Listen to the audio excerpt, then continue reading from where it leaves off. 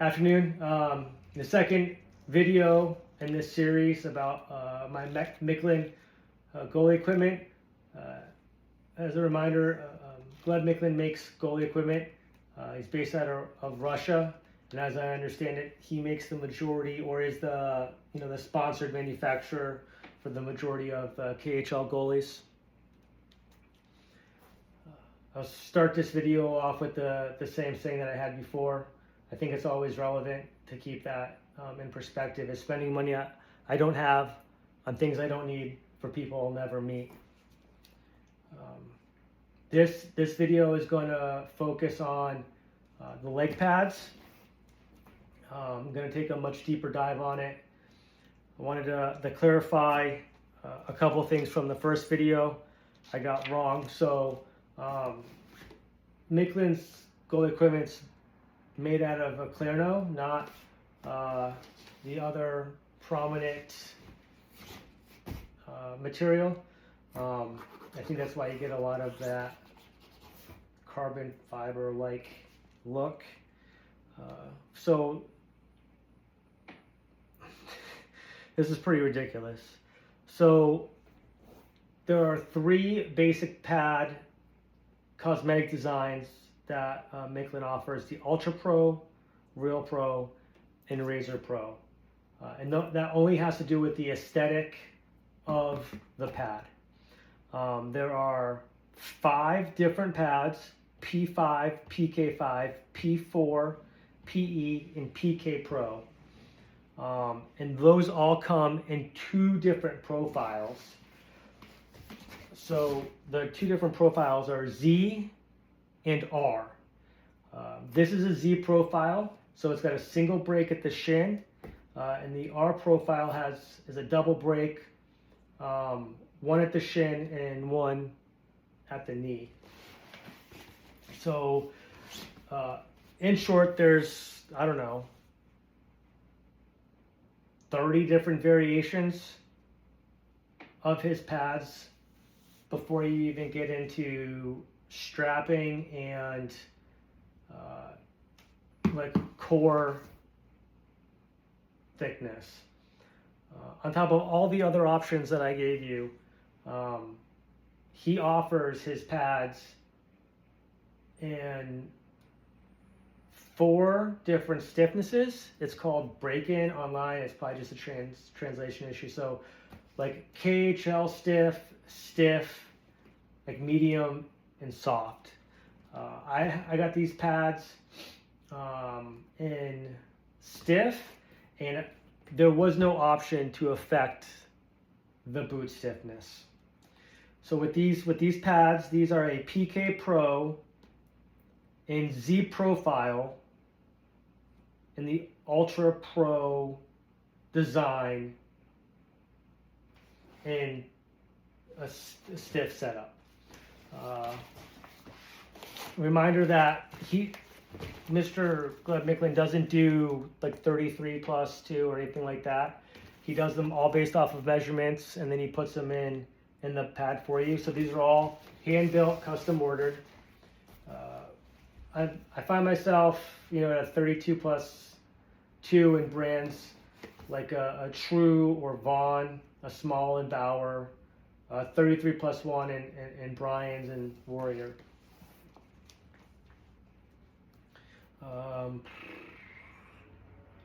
I have to say, after playing in these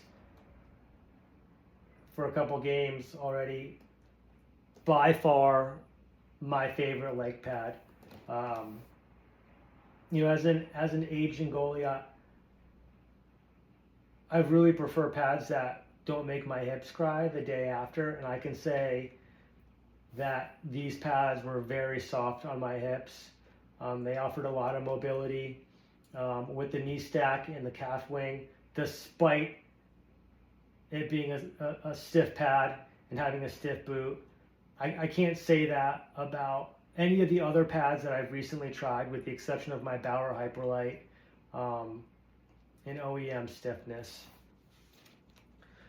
Transitioning to just some empirical data. So I have my Bauer Shadow with me. I have in a soft soft flex with the mock stiffness profile. I weighed this in at 5 pounds 4 ounces. The MIKLIN's weighed in at 5 pounds 6 ounces. One of the things that I always appreciated about the Bauer pads was how light and responsive they were.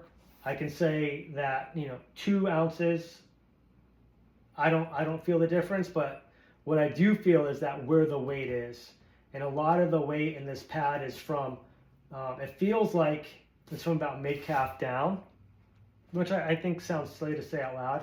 But when you pick up the Bauer, right, you just feel it all the way through here. When I pick up the MIKLIN, it just kind of wants to lean forward because of where that weight distribution is. I think that really affected a lot of how I was playing. For reference, I would say that I play in a lower B league. To draw that out a little further, I play with a lot of guys under 25 that played like U18, AAA. They played club hockey in colleges like URI, where they don't have a program, so they take a lot of pride in the level of hockey players coming out of their club. So I play at a decently high level, no pros, but people that are much further along in their hockey journey than somebody who just picked up hockey at 40 because it just motivated them at the time. By and far, I think in the 26 years I've been playing hockey, these are my favorite pads. One of the things that I really appreciate I thought was gonna bother me was how flexible and how much movement there was in the knee stack and calf wing. I thought that was going to be an issue, but for me, right, it translated a lot in being able to come down into my butterfly and pop back up and be able to move laterally much easier without it slowing me down. In comparison, like here's the Bauer, right? So like this thing's pretty stiff. So when I move my leg, this whole thing has to move with me at one time. And I was really, really appreciative of the fact that like this gave a little bit and then it kind of followed me. I think that went a long way with my hips. The downside to that is that I asked for quick slide. And having had experience with CCM, True, and Bauer, I found myself probably needing to go to some stick and pucks before I use these in a game. They were so incredibly slick that I found myself not being able to set my edges, and if I thought there was one instance where I thought the puck was underneath me, and I slid into the circle, and it was actually quite embarrassing because I didn't have the puck, and then I just looked like I was floundering out there. You can see the coating here and here, and it made a tremendous difference. I'm going to reach out to Gleb to just see if there's a safe way to remove it. It's just, I am not a good enough goalie at setting my edges to be able to stop myself. This was another big thing that I appreciated was this profile. So once again, as an older goalie, right, I have a medium to narrow butterfly. And one of the sacrifices that I've had to make with a lot of North American brands is that if I wanted a hot rebound, I would have to get an exceptionally stiff pad, and with that, I was never able to effectively close my 5-hole because I was having to make a sacrifice. Do I want a flexible pad that would give a dud of a rebound, or do I want a stiff pad that will keep my 5-hole exposed, but will shoot the puck off? And this really fixed that for me. So based off of the contour of the pad, the stiffness of the pad, I was able to effectively close my 5-hole and the butterfly and still send the pucks into the side of the boards without any issues. And I think a lot of that comes from not only the shape of the pad, but this slim profile right here. I had almost no overlap. I had a lot of overlap without any issues. I routinely had issues with True, no matter what I was doing, and Even my first time on the ice, not having had a lot of exposure, no issues, no connections. I'm a real big fan of the fast rotation system that True was using, and this is fantastic. It worked very well. One of the things that I asked for in the modifications was I asked for Gleb to build this up a little bit so I could be higher off the ice. Now, like I said, beer league guy, right? So I really don't give a shit about any specs or whether or not it's legal. Worked great. This Lundy loop caused no issues.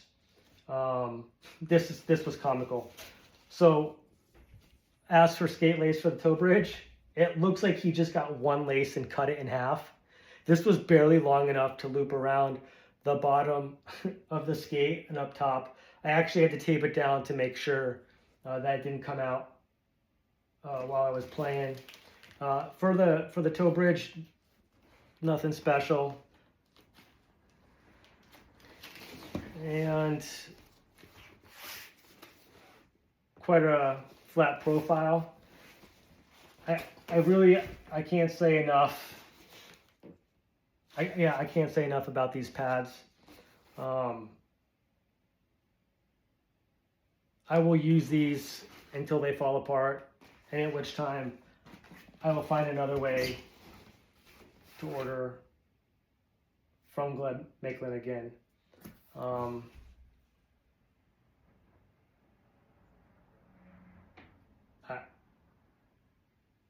I don't know what else to say. Excellent pad, great rebounds, great mobility, entirely too slick.